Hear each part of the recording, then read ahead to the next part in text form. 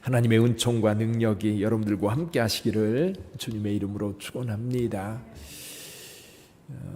장마가 지나가는 장마의 세력은 태풍의 세력은 많이 약해서 태풍은 지나갔는데 이 태풍으로 인하여 장마 전선이 저 북쪽으로 올라갔다가 약해지면서 다시 내려와서 오늘 내일 또 비가 많이 온다 합니다. 역대 장마 54일 이상이 될 거라고 해요. 비 피해가 없도록 여러분들도 조심할 수 있기를 바랍니다. 자, 오늘 본문의 말씀 에레미야가 7장에서 성전 설교라고 하는 설교를 통해서 이스라엘 백성들에게 심판을 선언했었지요. 오늘 본문의 말씀에서도 이 에레미야를 통해서 하나님의 말씀이 선포되고 있는데, 오늘 말씀은 옛날에 출애굽할 때 하나님과 이스라엘 백성들이 맺은 언약, 출애굽기 19장에 나와 있습니다. 출애굽기 19장. 그래서 이 언약에 대한 말씀을 하시면서 3절에서 이렇게 말씀합니다. 그들에게 이르기를 이스라엘 하나님 여호와께서 이와 같이 말씀하시되 이 언약의 말을 따르지 않는 자는 저주를 받을 것이니라. 이 언약의 말을 따르지 않는 자, 이 언약은 어떤 언약이에요? 여기 4절에서 설명해 주고 있습니다. 4절 같이 한번 읽어보지요.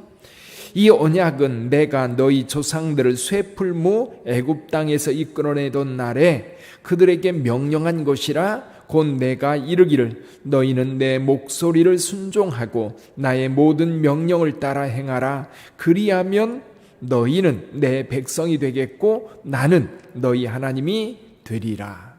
아멘. 여기 보면 너희 조상들을 쇠풀무 애굽 땅에서 이끌어내던 날,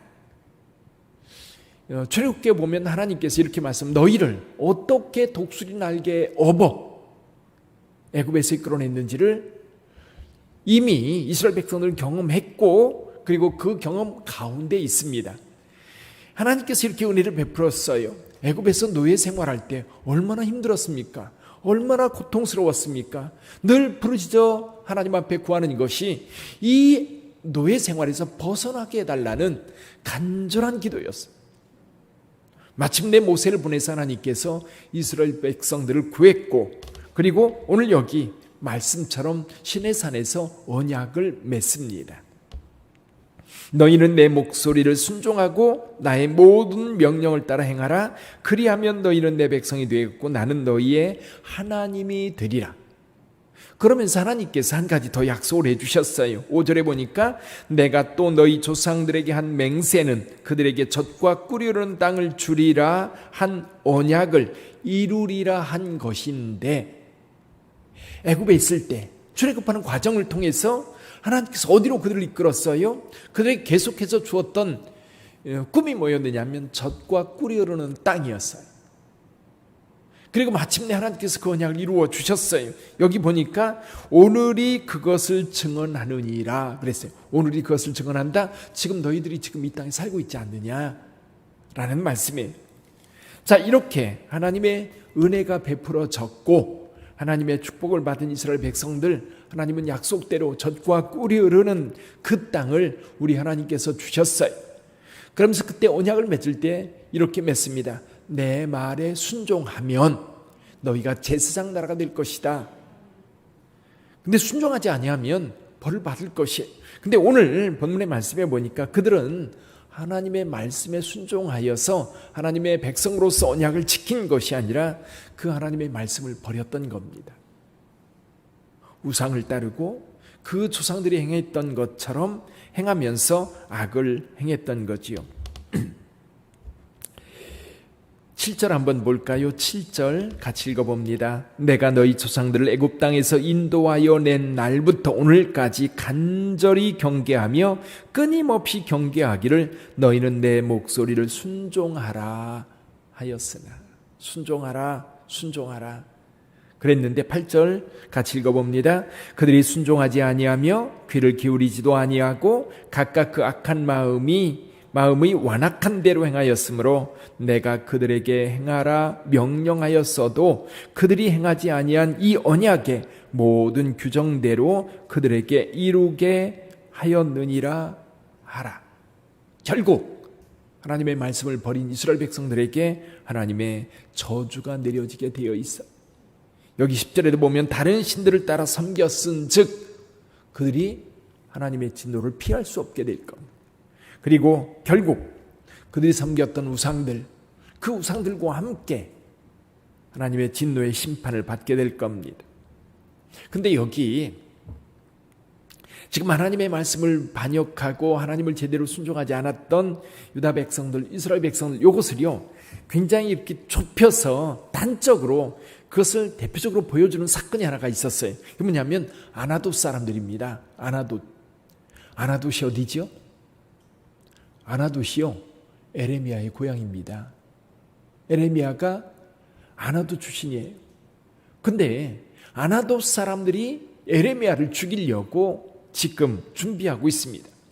근데 여기 19절에 보니까 에레미야는 알고 있지 못했어요. 몰랐어요. 아나돗 사람들이 왜 에레미야를 죽이려고 하는지. 근데 사실 아나돗 사람들이 여호와의 말씀을 전하지 말라고 에레미야에게 요청했던 적이 있습니다. 그래서 하나님의 말씀을 전하지 말라. 아나돗 사람들이 에레미야에게 그렇게 얘기를 했어요. 왜 아나돗 사람들이 에레미야에게 하나님의 말씀을 전하지 말라고, 여호와의 말씀을 전하지 말라고 했을까? 아마 하나님의 말씀이 굉장히 그들에게 불편했을 것 같아요. 또 한편으로 이런 생각이 들어요. 이 이제 에레미야가 예루살렘에서 계속해서 예루살렘 성선 그 멸망이라든지 하나님의 진노에 대한 선언을 하니까 아마 예루살렘 사람들이 아나돗 사람들을 만나면 야 에레미야 왜 그러냐? 에레미야가 너네 동네 사람 아니냐? 왜 에레미야를 그냥 두냐? 아마 이런 얘기도 많이 들었을 것 같아요. 결국 아나돗 사람들이 에레미야를 죽이려고 하는데 단순히 죽이는 걸로 끝나지 않습니다. 어떻게 말합니까? 그들이 19절에 보니까 이렇게 말합니다. 꾀하기를 우리가 그 나무와 열매를 함께 박멸하자. 나무와 열매를 함께 박멸하자. 무슨 뜻이죠? 그 사람도 죽이고 그 사람의 씨도 다 죽이자는 거예요. 아예 없애버리자는 거예요. 아직 흔적도 없이 사라지게 하자는 거예요. 그 음모를 하나님께서 에레미야에게 알려주셨던 거예요. 그래서 20절에서 에레미야는 하나님에 대한 믿음의 고백을 다시 한번 합니다. 같이 읽어봅니다. 공의로 판단하시며 사람의 마음을 감찰하시는 만군의 여호와여, 나의 원통함을 주께 아뢰었사오니 그들에게 대한 주의 보복을 내가 보리이다 하였더니. 에레미야 얼마나 속이 상하고 얼마나 아플까요? 사실 에레미야가 이 예루살렘을 향해서 외치는 그 마음은 여러분 고향에 대한 애틋함을 가지고 실은 하나님의 말씀을 선언하고 있습니다. 근데 배신은 어디서부터 와요? 가장 애틋하게 생각하고 가장 안쓰러워하는 고향 사람들로부터 배신이 오는 거예요. 에레미야 예루살렘도 마찬가지고 아나돗 사람들도 마찬가지고 그 아나돗 사람들에 대한 하나님의 진노가 선언되고 있는데 이렇게 말씀합니다. 21절 여호와께서 아나돗 사람에게 대하여 이와 같이 말씀하시되 그들이 내 생명을 빼앗으려고 찾아 이르기를 너는 여호와 이름을 연하지 말라 두렵건대 우리 손에 죽을까 하노라 하였도다. 그러므로 만군의 여호와께서 이와 같이 말씀하시니라 보라 내가 그들을 벌하리니 청년들은 칼에 죽으며 자녀들은 기근에 죽고 남은 자가 없으리라. 아나돗 사람들에게 재앙이 내리니 곧 그들을 벌할해니라. 근데 이 벌을 누가 봐요? 에레미야가 봅니다. 에레미야가 보는 거예요. 20절에서 내가 보리이다. 실제로 에레미야가 아나돗 사람들이 어떻게 멸망하는지 눈으로 목격해요. 여러분 여기서 저는 두 가지를 보고 싶어요. 한 가지는 뭐냐면 하나님은 살아계시다는 거예요. 하나님은 살아계시다. 출애굽할 때 이스라엘 백성들을 이끌었던 하나님, 언약한 대로 이루시는 하나님. 여러분 어제 우리가 봤던 것 우상에 대한 이야기를 했지요. 우상들은 어때요? 말도 못하고 스스로 움직이지도 못하고 화도 주지 못하고 복도 주지 못하는. 근데 그 우상에 대비해서 우리 하나님은 어떤 분이에요? 복도 주지만 화도 내리시는 분이에요. 벌도 내리시는 분이에요. 왜 그렇습니까? 살아계신 하나님이기 때문에. 살아계신 하나님에 대한 믿음이 있으면 징벌하는 하나님, 심판하시는 하나님에 대한 두려움도 가지고 있어야 돼요. 좋을 때만 좋은 하나님이 아니에요. 좋을 때 우리에게 복을 주시는 하나님이시기도 하지만 여러분, 우리가 나쁜 짓 하고 못된 짓 하면 벌도 내리시는 하나님, 사랑의 하나님이기 때문에 그래요. 자녀가 있는데 자녀가 못된 짓 합니다. 나쁜 짓 합니다. 도둑질 합니다. 내버려둘 부모가 어디 있습니까? 부모가 없으니까, 부모가 관심이 없고 사랑하지 않으면 내버려 두겠지만, 사랑하고 돌보기를 원하고 내 자녀가 잘 되기를 원하는 부모라면 그냥 두지 않습니다. 하나님은 살아계시기 때문에 그래요. 그 살아계신 하나님, 에레미야는 그걸 보는 거예요. 그러니까 그걸 보지 못하는, 우상을 보고 우상을 따라가는 그 백성들을 볼 때 가슴이 미어지는 거예요. 근데 예루살렘도 그런데 자기 고향 사람 아나돗 사람들이 에레미야를 죽이려고 하고 에레미야에 대해서 이런 반감을 푼 것을 볼 때 얼마나 속상하고 얼마나 안타깝고 얼마나 애달까요. 이 아나돗 사람들이요, 단순히 그냥 고향 사람들이 아니에요. 다 친척들이고요, 다 형제들이고요, 다 그런 사람들이에요. 동네 사람들이 여러분, 다른 사람이 여기 난 모르는 사람들이 몰려 사는 도시가 아니에요. 이 동네는 아저씨, 오촌, 당숙 뭐 이런 사람들이 모여 사는 그런 마을인 거예요. 그러니까 에레미야의 마음은 더 속상하고 더 아프고 더 안타까운 거죠. 그러면서 공의의 하나님, 또 한 가지는 마음을 감찰하시는 하나님. 그 하나님이 저와 여러분들의 하나님이신 줄 믿습니다. 에레미야는 그 분명한 고백을 가지고 있었기 때문에 그 하나님의 마음을 읽고 있는 거예요. 오늘도 여러분, 세상에 대한 안타까움이 있지만, 그러나 분명한 것은 우리가 믿는 그 하나님은 변함없으신 줄 믿습니다. 에레미야를 보세요. 예루살렘 사람들, 아나돗 사람들, 주변 사람들, 에레미야가 느끼는 그 하나님, 에레미야가 믿는 그 하나님, 그 감찰하시는 하나님, 그 공의 하나님에 대한 분명한 확신을 가지고 그 하나님의 행동이 점점 다가오고 있는 모습을 믿음의 눈으로 보고 있는데, 오히려 그것을 반항하고 오히려 에레미야에게 하나님의 말씀 전하지 말라고 외치는 그들을 볼 때 얼마나 안타까웠을까요? 그럼 그 안타까움이요, 우리 마음이 되어야 돼요. 아멘. 왜냐면요, 우리는 그 하나님을 믿거든요. 그 하나님을 알거든요.